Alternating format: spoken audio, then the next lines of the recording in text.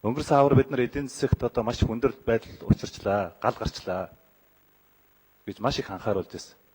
Тэгэл зөрүүлэл галын дүгнэлт 1, галын дүгнэлт 2, галын дүгнэлт 3 гэж зөрүүлэл ингээл ийм нөхцөл байдал үүсээгүйгээл ингээл бичдэг байсан. Тэгэхээр эндээс одоо ямар ч байсан мэдээж эрсдлээс гарахад зөв онш тавих хэрэгтэй. Ямар ч байсан оншоо бол бас зөв явж байгаа юм байна, зөв тавьж байгаа юм байна гэж би ойлгож байна.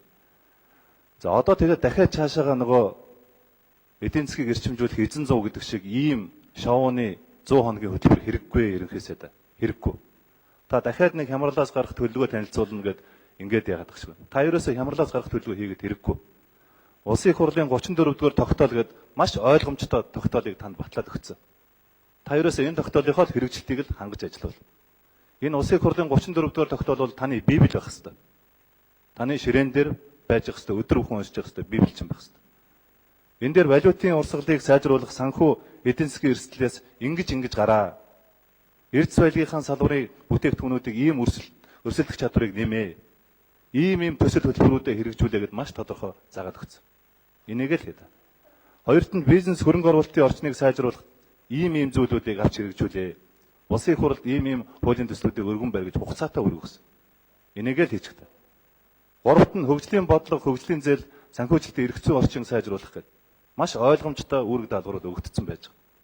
Энийг хийж үзэх хэрэгтэй. Дөрөвт нь төрийн өмчийн удирдлагын тогтолцоог шинжлэх. Энэ олон төрийн өмчийн компаниуд чинь хэдэн зуун тэрбум төгрөгийн алдагдлалтай ажиллаж байгаа төрийн өмчийн компаниуд. Ийм л дөрвөн зүйлийг хийчих хэрэгтэй. Та өөрөө Монгол улсын ерөнхий сайд болчоод хэлсэн үгэндээ 1-р эдийн засаг, 2-р эдийн засаг, 3-р эдийн засаг гэж хэлж байна. Тэгвэл өнөөдөр энэ эдийн засгийн эрсдлээс чинь гарах улс оронд үүсчээд байгаа энэ нөхцөл байдлаас чинь гарахад ерөөсөө энэ эрдэс байлгынхаа салбарыг бид нар хөгжүүлж гарах хэрэгтэй.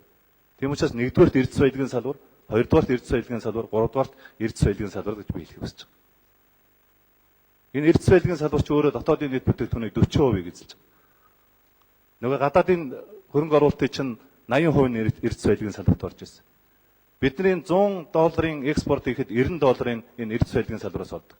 Гэтэл харамсалтай нь өнөөдөр бид нар энэ эрдэс байлгын салбарыг улс төржүүлээд хэрүүлийн бай болгоод ингээ хайцсан эргээд эн чинь эргээд бид нар энэнийхээ горыг амсаа сууж байгаа ийм л ус байж байгаа шүү.